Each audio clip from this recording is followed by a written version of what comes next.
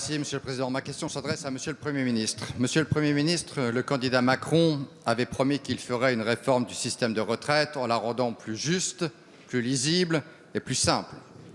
Et nous étions prêts à vous accompagner dans cette réforme qui exige de la confiance et de la clarté. La droite en 1993, en 2003 et en 2010 a toujours été au rendez-vous des décisions courageuses pour garantir la soutenabilité financière du régime et pour tendre vers la convergence. Votre haut commissaire en charge de ce dossier a travaillé, a concerté, a proposé. Monsieur le Premier ministre, qu'en reste-t-il aujourd'hui? Qu'en reste-t-il en octobre 2019? Quelles sont aujourd'hui les bases de travail? Qu'avez-vous en tête? Où voulez-vous emmener les Français sur ces questions de retraite? Plus de calendrier, caducité des propositions initiales, cacophonie dans les annonces, on n'y comprend plus rien. Nous apprenions hier que la fin des régimes spéciaux allait sonner. Encore une belle annonce, mais la main qui tremble immuablement. Emmanuel Macron allègue hier, je cite, « bousculer la retraite de certaines professions qui ont un pacte avec la nation en préférant user de la clause du grand-père ». Ce matin, le haut-commissaire fait savoir qu'il n'est pas favorable à cette mesure. Mais comment peut-on expliquer à un conducteur de bus, par exemple à Épinal, qui lui aura droit à sa retraite à 62 ans, que ses collègues qui font le même métier à Paris à la RATP auront eux droit encore à prendre leur retraite à 50 ans et 8 mois? Monsieur le Premier ministre, il est temps d'avancer, il est temps de clarifier, il est temps de dire. Monsieur le Premier ministre, avez-vous encore, la question est simple, avez-vous encore aujourd'hui l'intention de tenir cette réforme? Vos tergiversations et les incertitudes ne préfigurent-elles pas une capitulation? Merci, monsieur le député.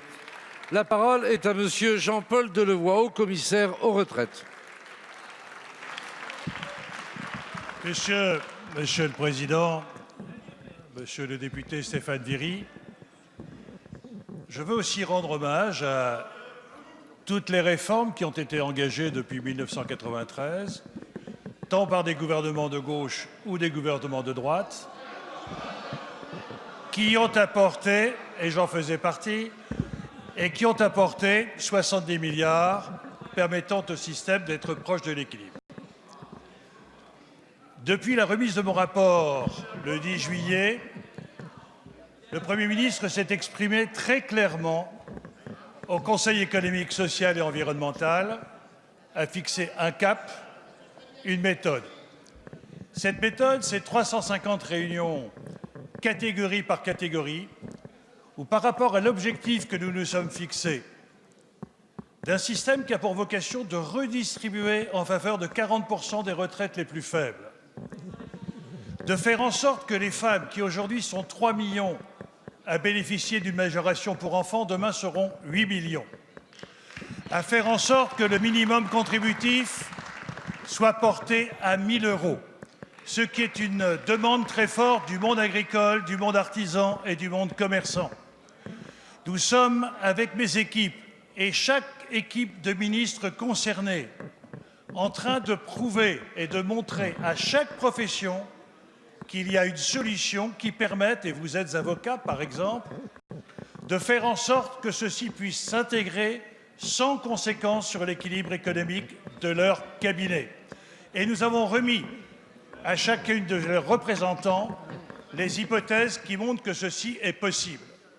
À un moment où notre société se fragilise, se fragmente, c'est un pacte pour la nation et c'est un renforcement de notre cohésion. Merci, monsieur le haut-commissaire. La parole est à monsieur Jean-Hugues Ratenon.